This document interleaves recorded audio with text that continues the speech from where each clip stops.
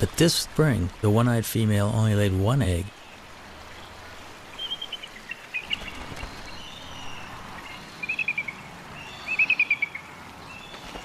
The couple begins a daily routine.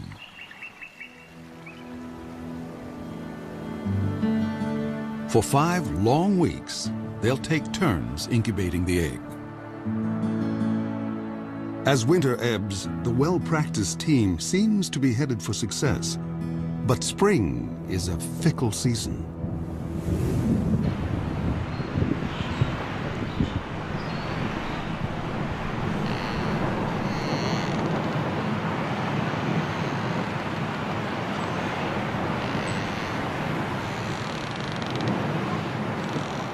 In mid-April, it was a freak snowstorm. I'll never forget it. The nest was being blown around by this violent wind. The snow was going absolute horizontal, and it just kept reminding me of what these birds are facing in everyday life.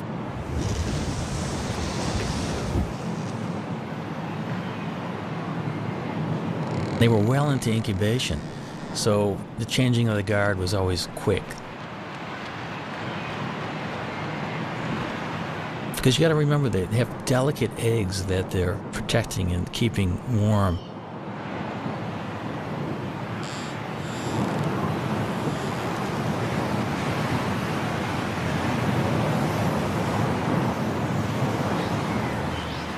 There seemed to be shifts of an hour and a half, where one eagle would sit on the egg while the other was out foraging for food.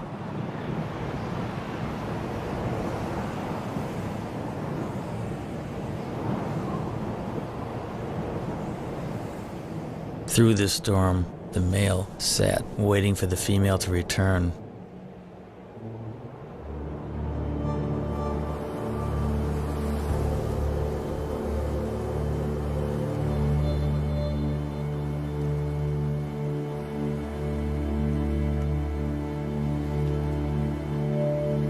Tragically, something happened to her, we're not sure what.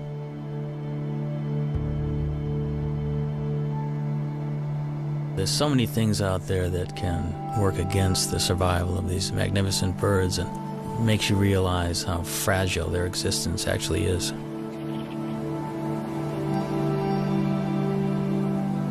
Cold and hungry, the father abandons his egg. Now he has lost almost everything. He may find another mate and start all over again. But until then, he must defend his territory alone.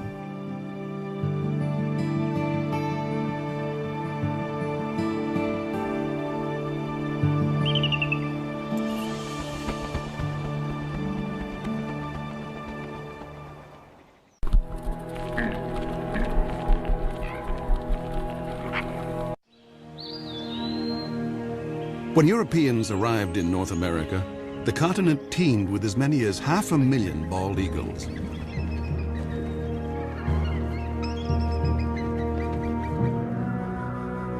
But as settlers advanced, the raptors became targets, and their nesting trees fell to the blade.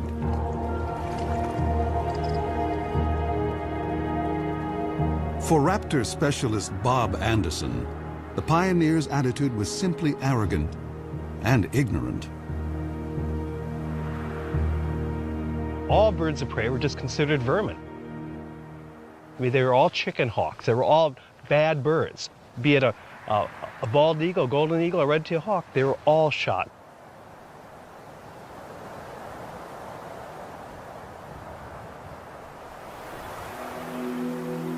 At the start of the 20th century, bald eagles were under siege across the lower 48. Alaska seemed like the last wild place, and there the bald eagle thrived. But in 1917, the territory introduced a cash bounty. By mid-century, over 120,000 eagles had been shot. And the gravest threat was still to come. After World War II, DDT came into widespread use to control insect pests. bald eagle numbers went from decline to free fall. When I was a kid, just to see a bald eagle was just a once-in-a-lifetime experience. The phones would ring if a bald eagle was seen anywhere. I mean, everybody would call it. It'd be on the front page of the paper. A bald eagle was seen. DDT made eggshells thin and fragile, sharply reducing the number of hatching chicks. The crash was taking place so rapidly, I was just convinced whatever eagle I saw was just going to be a dinosaur. In my lifetime, they were going to be extinct. In the 1960s, just over 400 nesting pairs remained in the continental United States. In the 70s, 2 centuries after embracing an icon of wildness, the U.S. declared the bald eagle endangered. America's symbol of strength had become an emblem of environmental degradation. But America was not about to forsake its troubled symbol. Researchers finally persuaded Congress to take action against DDT. By 1973, general use of the pesticide was banned. Almost immediately, bald eagles started to rebound.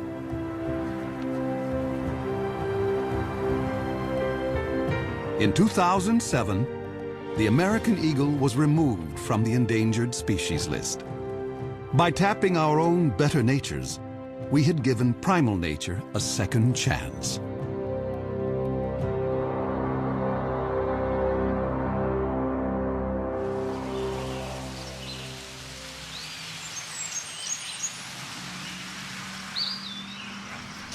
It was late summer and the eagle had left the nest. It was a perfect opportunity to climb the 80 feet up and investigate. Bob and I wanted to have a look to see just what was on the nest.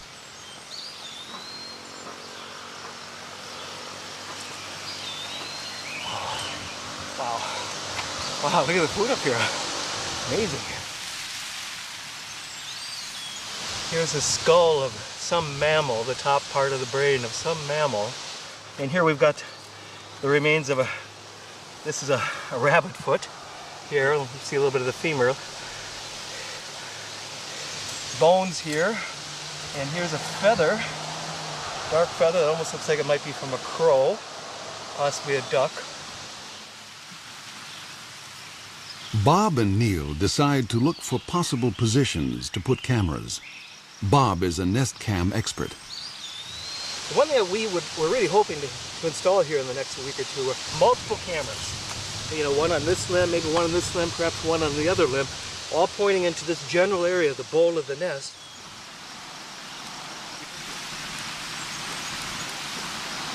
You've heard of sea legs? We have to have tree legs when working with this job. Bob will have a bird's eye view in the coming nesting season, no matter whether the single male succeeds or fails.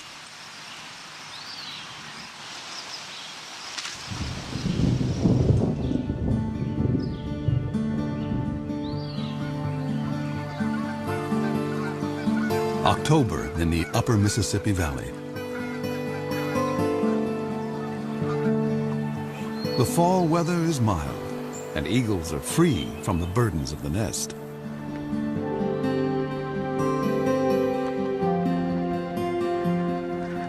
Water birds, soon to depart for warmer havens, are briefly abundant.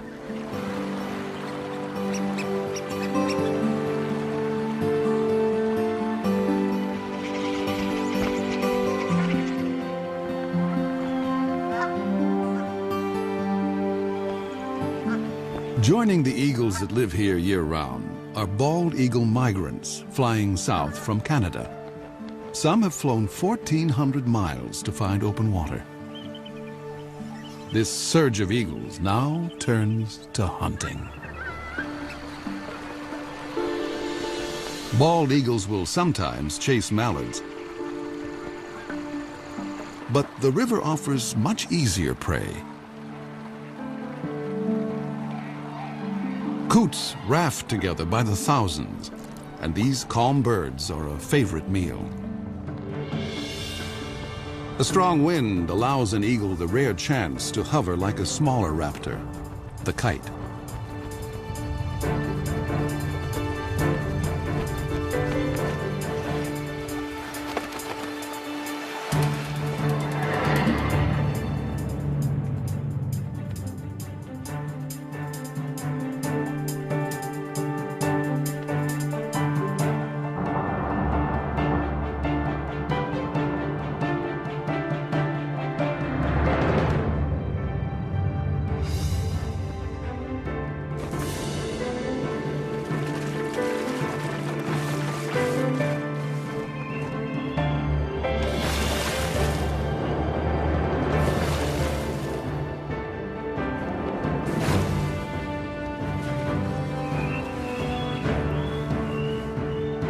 There's more than enough prey for every eagle, but thievery is in their nature. As one hunter lands at a muskrat hut, other eagles immediately try to steal his prize.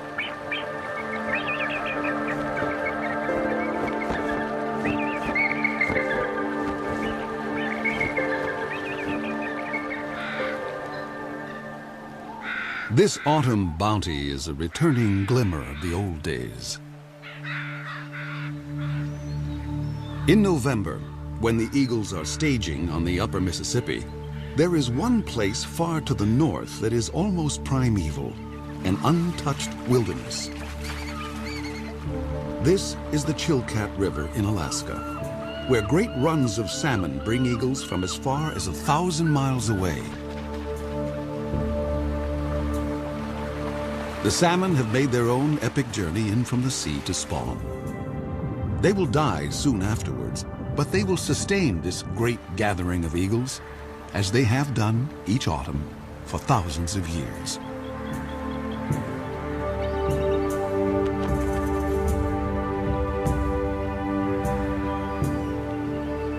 I've always wanted to go to the Chilkat, and it was not a letdown. I have never seen so many eagles in one place.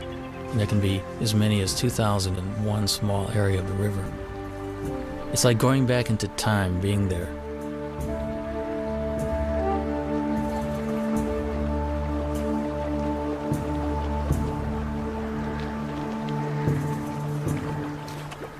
Because bald eagles do specialize often in fish, their feet are modified with tiny projections on the bottom of the toes and the pads of the feet, which actually make it easy for them to grip fish. Their beaks are incredibly efficient at ripping the flesh of fish and other prey that they catch.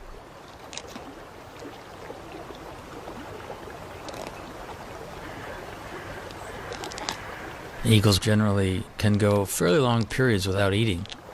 They have what's called a crop, which is an extension of the esophagus, which is a storage bag for food. When there's plenty of food around, they'll take advantage of it by gorging themselves. And they can actually go after a gorge for a week to 10 days without feeding if they have to.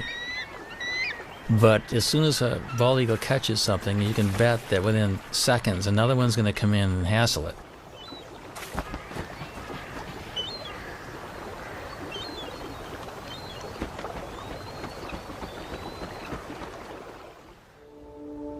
Back along the Mississippi, autumn is on the wane.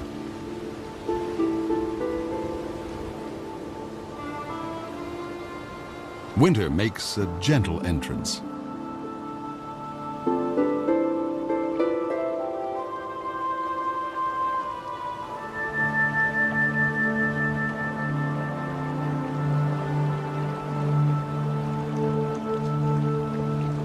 Bald eagles can now walk on the river, although some seem to prefer skating.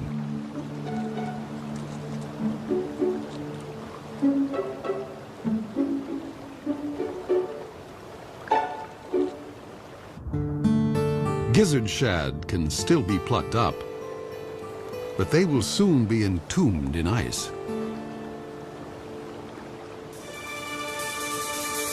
As open water freezes over, an eagle must be ever more precise.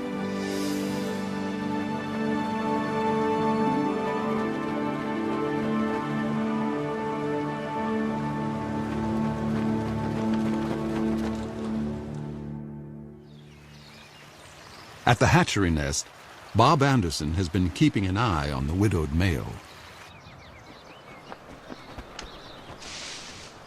The male will always make occasional visits to the nest. He still maintains the territory. He's working on his nest, adding little trinkets that might make it more attractive. This particular nest is prime property. It's located so close to a prime food source. And many eagles have been vying to get into the territory. Now that he's alone, an approaching female would be courted.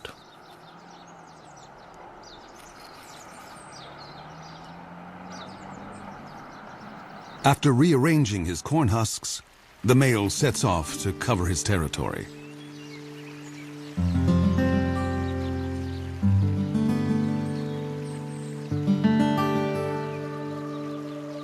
But now, another eagle buzzes the nest.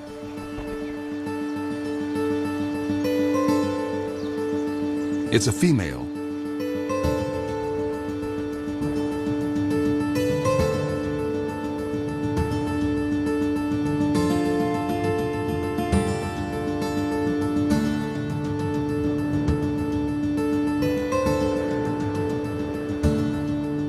An aerial duet may be a chance for the prospective couple to size up each other's condition. A healthy eagle can cruise at 40 miles an hour in level flight and hit 100 in a dive.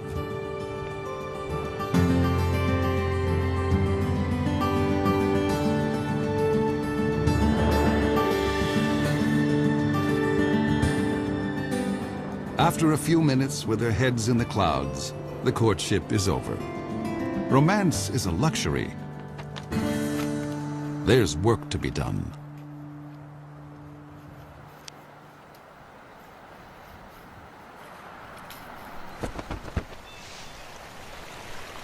When the eagles first land together on the nest, they're a little bit apprehensive, and I think the moving around of sticks together and grass together just kind of cements the bond. It kind of creates the marriage that will only get deeper and deeper as the weeks progress.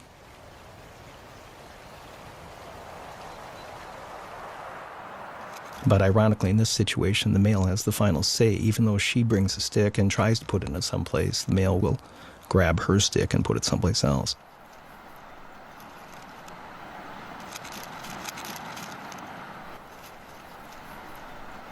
We think she's a 4-year-old. She does have speckles on her head, but you can see a little dark streak on the top of her beak. That dark streak tells us that maybe she's a 4-year-old. He's got a young bride, probably coming into her first breeding season.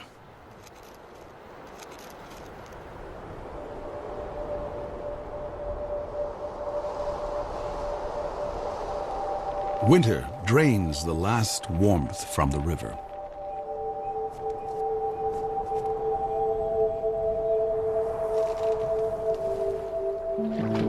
Fresh perils appear for all the creatures along the Mississippi.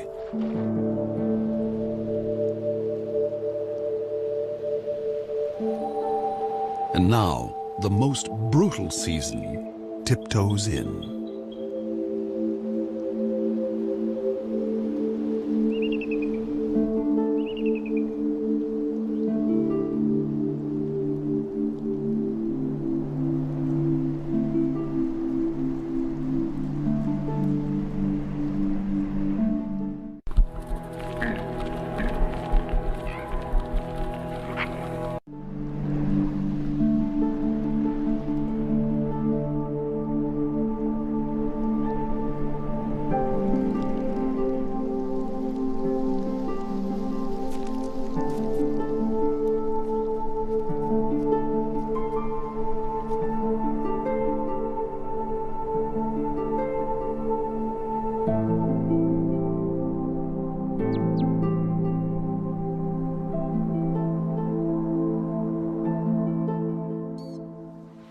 In a workshop beneath the Iowa hatchery nest, Bob Anderson checks on his reality show.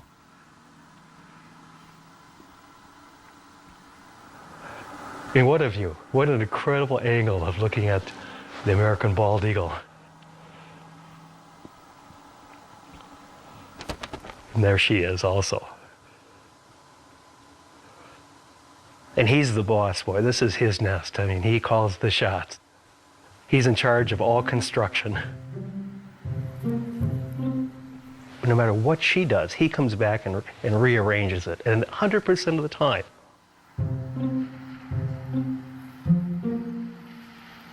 Now, she brought in a little bit of grass, and if she flies off now, he will go take that grass and put it someplace else.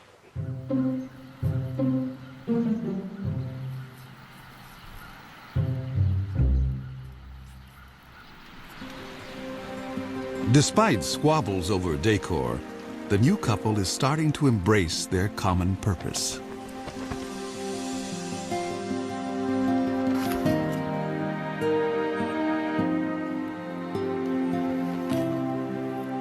You can actually see them, they're bumping each other, they're interacting, there's no aggressiveness at all. A month ago, they would have never tolerated this being this close to each other. It's like now they're a team. We know that they're getting close to laying their eggs when you start seeing this behavior.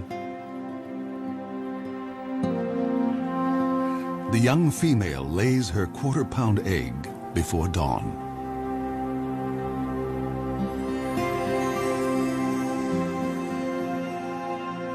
Exposed, an egg can freeze in a minute. And so the father will need to move in for his first shift. The first egg was laid early in the morning. We actually missed it. We saw the birds sitting in the bowl. We knew that it would be soon, but we were kind of surprised to see this first egg. But we can see him, how careful he is with his feet. His feet are balled up, and he's trying to hide his talons. He doesn't want those nails to poke a hole in that fragile egg. It's touching to watch that sensitivity that this old guy has had, you know, with many, many eggs probably in his lifetime.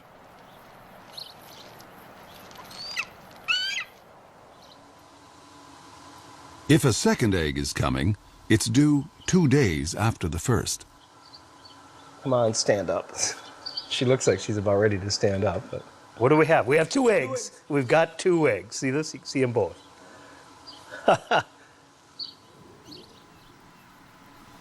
So do you feel like a papa? When they hatch, I'll feel like a papa. Yeah. now we just have to wait 35 days from today to see our first baby. So.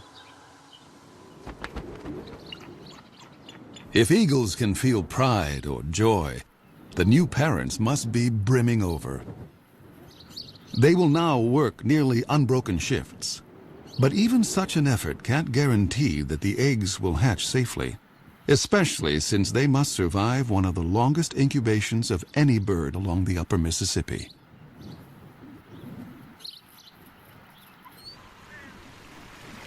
Egg thieves abound. Raccoons and crows are everywhere, so each parent is highly attuned to any sight or sound of menace. And then, another storm. We knew a storm was coming, and we really wanted to see the first reaction of the birds waking up covered in snow. So we made sure we had our recorders running long before daylight. I was at first disappointed we had snow on the lens, but it just shows how ugly the conditions really, really are. I mean, this bird's covered in snow. And she's screaming right now at the male, going, "Come and relieve me, come and take my place."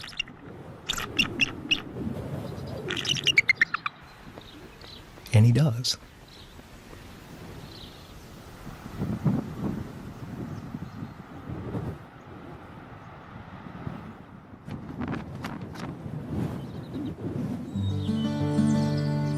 On a Minnesota farm 40 miles away, another family is further along. Their 2 eaglets have already hatched.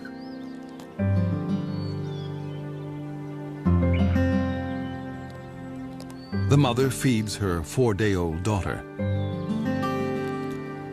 The 2-day-old male, hardly able to hold his head up, doesn't seem to be getting a fair share. Although both parents are dedicated, they have a blind spot for one particular peril, one within the family. Sibling rivalry.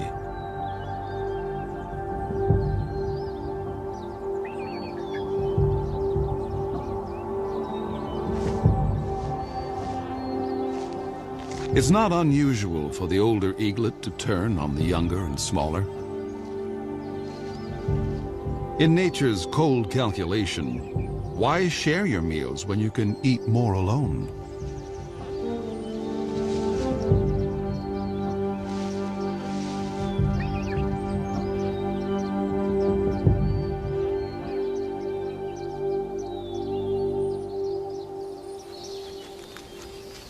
Neil has been documenting the story from a stifling blind just a stone's throw from the nest.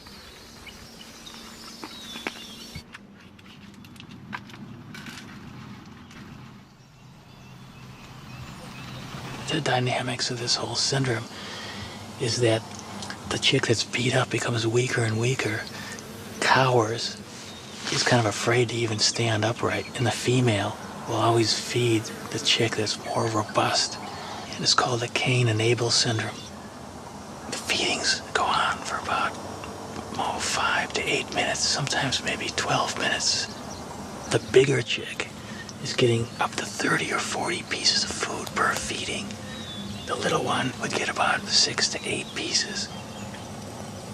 The last few days we've been worried a lot about whether the younger, smaller chick is going to survive or not. So we got our fingers crossed that little UD, we call him Underdog, is gonna be okay.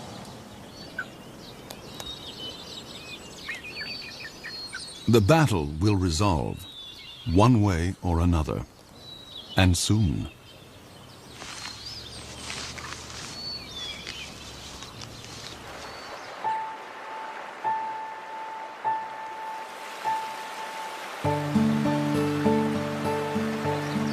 Water flows again at last. Spring has come to the upper Mississippi.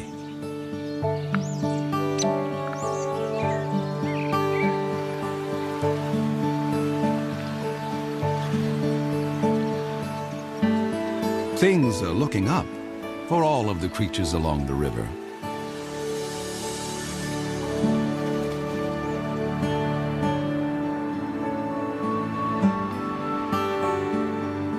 Eagles visiting from Canada now return north to their nesting territories. For year-round residents like the hatchery couple, spring means getting ready for eaglets.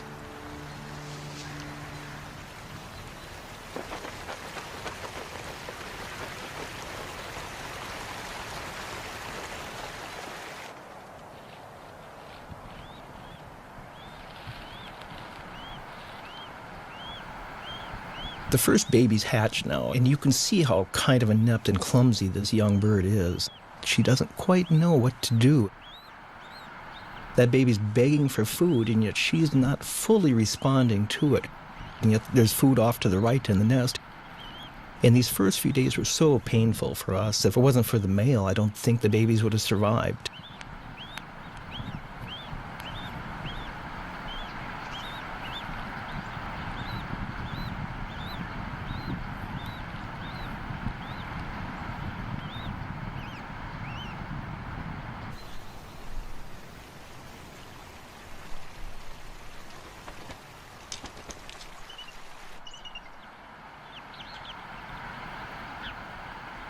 The eaglet is too exhausted to beg.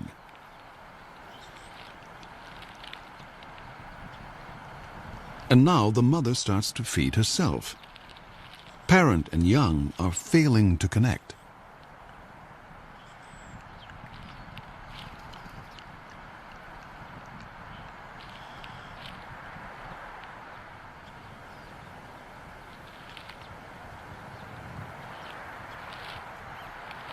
Suddenly, the mother focuses on her chick, as if seeing it for the first time.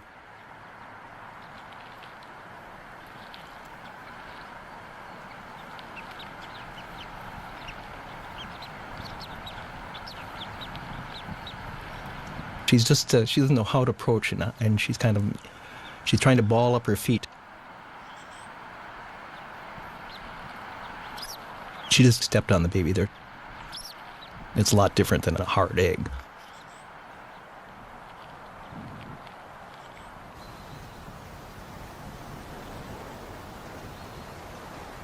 This shot here really just surprises. She had her tail facing into the wind.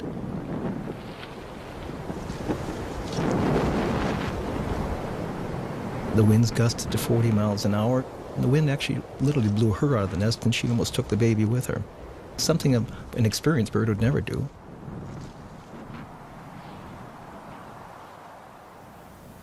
It's been a trying day, and the stakes are only going up.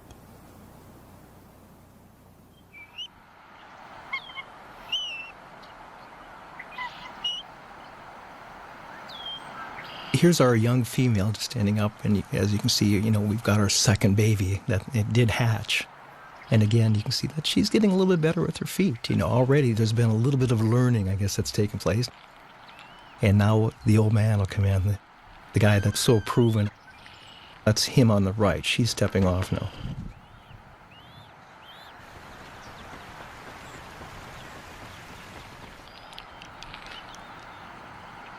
Here's the adult male. He's clearly fed babies before. He just walks in and he'll put the food right in that baby's beak after one or two tries. He's very experienced. And patient. It will take the eaglet a little practice to actually get something to eat.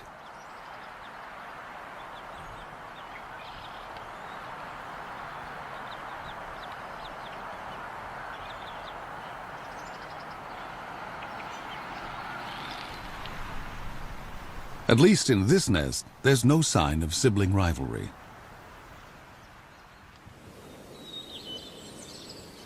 At the Minnesota farm, Neil waits for the outcome of the sibling battle. The sister is alive and sassy, but what about Underdog?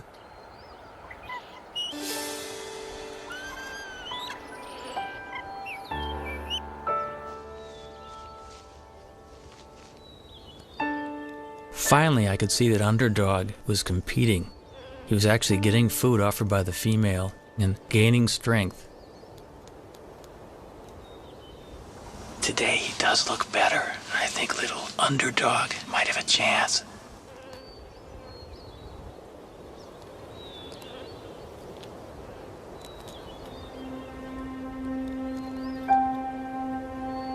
Once the eaglets were 6 to 7 weeks old, the Cain and Abel syndrome was long past, and they were both healthy and vigorous.